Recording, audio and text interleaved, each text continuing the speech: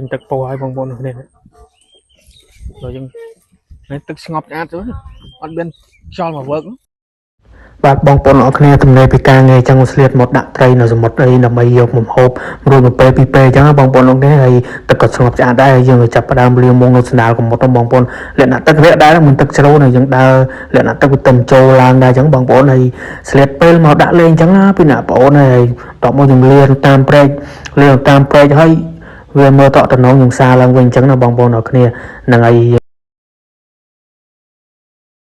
សួស្តីបើវីដេអូបងប្អូនអើយជិះម៉ូតូ3នាក់តាមផ្លូវតាមមកផ្លូវមានស្រែមានស្រូវហ្នឹងមិនតាន់គេអត់តាន់ព្រោះទេបងប្អូនអរគ្នាលសាភ្លៀងតិចដែរហ្នឹងភ្លៀងអត់តាន់សើមដីហ្នឹងគេអត់តាន់ដាស់តាន់អីអញ្ចឹងណាហើយក៏មានគោយន្តគោរត់តាមផ្លូវអញ្ចឹងពេញផ្លូវពេញអីអស់មានម៉ូតូមានផ្ទះអ្នកភូមិអីអញ្ចឹងណាហើយយើងចាប់ផ្ដើមធ្វើដំណើរទៅសមុទ្រអញ្ចឹងណាបងប្អូនអរគ្នាហាងថ្ងៃបានហាងបានថ្ងៃ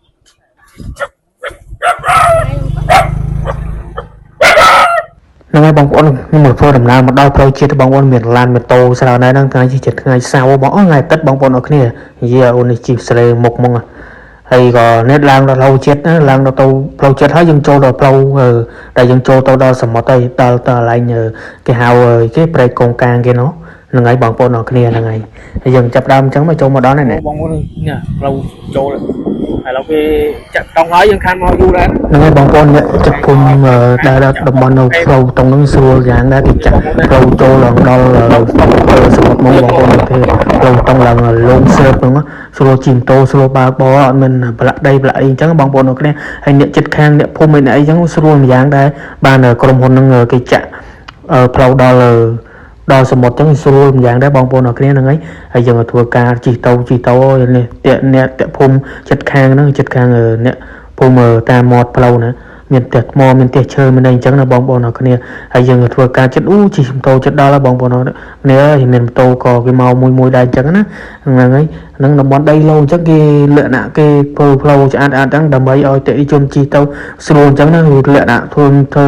ផ្ទះលំហែទេអីអញ្ចឹងណាពេលយើងមកពីខេត្តពីអីម្ដងទៅយើងមកសម្រាប់នៅខេត្តកែបរបស់យើងអញ្ចឹងណាបងប្អូនអរគ្នាហើយយើងមានលុយមានអីយើងទិញដីអ្នកម្លោទៅបងប្អូនអើយហ្នឹងហើយយើងធ្វើការជិះតូហើយនេះផ្លូវតុងយើងឆ្ងាយដែរហ្នឹងបងប្អូនខ្ញុំមកដល់ដីឡូនេះផ្ទះគេផ្ទះលំហែគេលក្ខណៈមួយខ្នងគេធ្វើ1 ឡូហ្នឹងហើយនៅ1 ឡូនៅឲ្យច្រើនបងប្អូនអើយដីឡូនេះផ្ទះលក្ខណៈផ្ទះនេះគេហ្នឹងផ្ទះលើកស្រាប់គេយកមកដាក់មកបងប្អូនអរគ្នាហ្នឹងហើយគេទិញផ្ទះមកស្រាប់អញ្ចឹងហើយដីឡូយើងទិញហ្នឹងផ្ទះហ្នឹងគេផ្ទះឆ្លាតអញ្ចឹងបងប្អូនគេដឹកមកយើងលើកដាក់តាំងដាក់អីអញ្ចឹងនេះគេមានទឹកមានអីអញ្ចឹងបងប្អូនអរគ្នាហើយដីគេទលំទលាយនិយាយថាមកអេហ្មងបងប្អូនយើងមានលុយយើងទិញមកប្លង់ពីប្លង់អីធ្វើផ្ទះលំហែអញ្ចឹងគេសាងសង់អញ្ចឹងណាបងប្អូនអរគ្នាហើយផ្លូវតុងវាឡើងលងសឹបហ្នឹងហើយយើងចូលដល់ខ្លងទ្វារគេនេះខ្លងទ្វារគេស្នេហ៍អីបុតកងកាងអញ្ចឹងបងប្អូនអរគ្នាហ្នឹងហើយក៏មានច្រើនណាមានគេពងសាងសង់ហើយខ្លះមិនតាន់ហើយអញ្ចឹងណាពងដាក់នេះពងធ្វើខ្លះណាជីកគ្រឹះខ្លះណាជីកហើយអស់ហើយពលករខ្មែរយើងមកធ្វើហ្នឹងក៏ច្រើនណាបងប្អូនអ្នកមកពីខេត្តឆ្ងាយខេត្តអីអញ្ចឹងចិត្តហ្នឹងដែរបងប្អូនអរគ្នា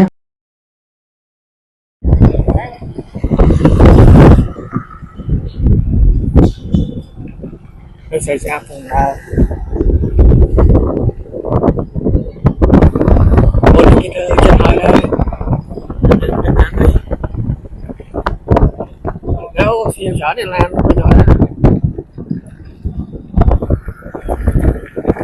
នេះបងប្អូនយើងមកដល់ហើយមាត់ព្រែកហ្នឹងគេមានលក់ប្រហិតលក់បុកល្ហុងលក់អីអញ្ចឹងណាប្រជាជននៅហ្នឹងគេលក់លក្ខណៈបុកល្ហុងមានប្រហិតចៀនមានអីអញ្ចឹងមានទឹកពោ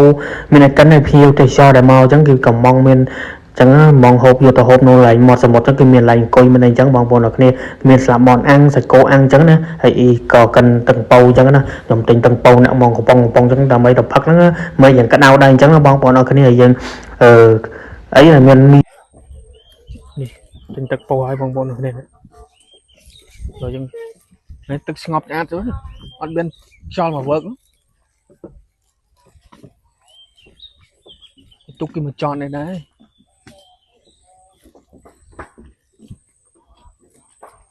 ទឹកស្ងប់ល្អមានខ្យល់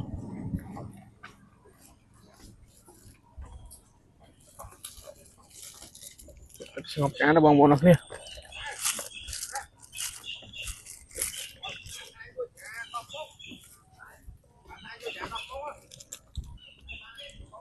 ông càng vô ấy lâu mau xa đã mông một đòn ngay tức ngọc ăn quá man ngay nó tức ngọc đó hả bộ ơi bùi đừng món đâu ừ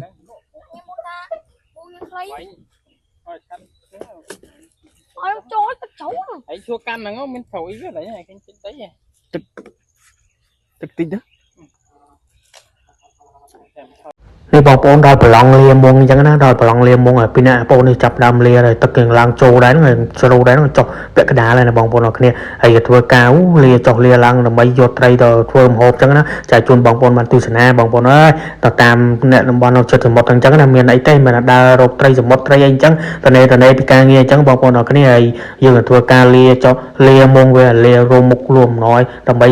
លាហ្នឹងហើយដល់ពេលនេះយើងមើលទៅអត់បំណងខ្ញុំសារឡើងវិញហើយខ្ញុំធ្វើការដើរមកដល់មាត់សមុទ្រហ្នឹងមាត់ខ្លួនណាលាមាត់ខ្លួនហើយទុកគេចូលមកអញ្ចឹងបងប្អូនហើយកន្លែងនេះគេមានចិញ្ចឹមត្រីស្ពងត្រីអីអញ្ចឹងដើម្បីគេយកទៅលក់ជាជីវភាពរបស់គេអញ្ចឹងណាបងប្អូនអរគ្នាគេដាក់លក្ខណៈគេដាក់មកអ៊ូអញ្ចឹងគេប៉តសំណាញ់ជុំវិញអញ្ចឹងបងប្អូនអរគ្នាហើយថ្ងៃនេះថ្ងៃអាទិត្យអញ្ចឹងហើយមានភ្ញៀវដើរលេងដើរអីច្រើនហើយពូដូចពូអាវពូអីអញ្ចឹងដោះអាវដល់ហងបងប្អូនអើយហើយកុំប្រកែកកាន់អីគាត់ថតជាប់អាវបាត់ជាប់អត់គាត់ដោះអាវបាត់ហើយបងប្អូនអរគ្នាហើយហ្នឹងហើយអីទៅគាត់នេះគាត់ដើរទាំងមានភៀវមកហោហែហោដែរគេមកលេងទៅពេលល្ងាចនេះខ្ញុំទៅនេះម៉ោងតុងហែ4 3:74បងប្អូនអរគ្នាហើយមកដល់មាត់សមុទ្រទឹកស្ងប់ស្អាតល្អណាស់បងប្អូនអើយហ្នឹងហើយក៏មានកោះមានអីចឹងហើយមានក្រែងនេះហៅក្រែងហូលចឹងណាក្រែងអាវកលងនឹងយកមកឆា7ទុំឆា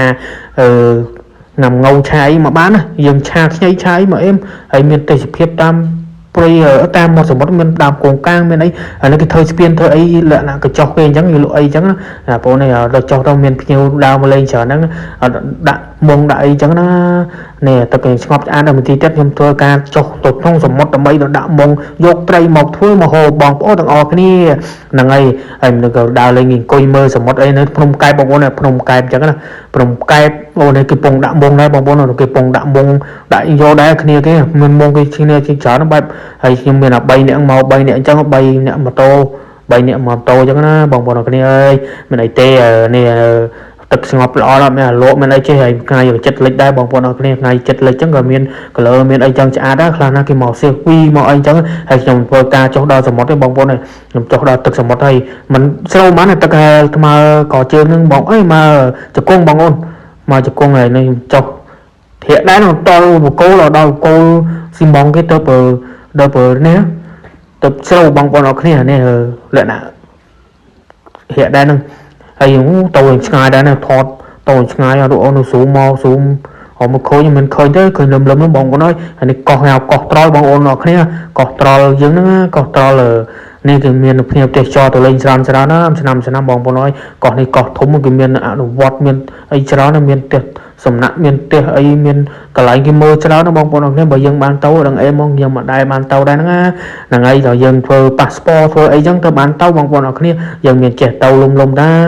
ហ្នឹងហើយនេះងាកមើលភ្នំបូកគោភ្នំដូងអីចឹងថ្ងៃលិចចិត្តបាត់អីថ្ងៃហ្នឹងហើយហើយបងប្អូនអើយខ្ញុំនៅនោះ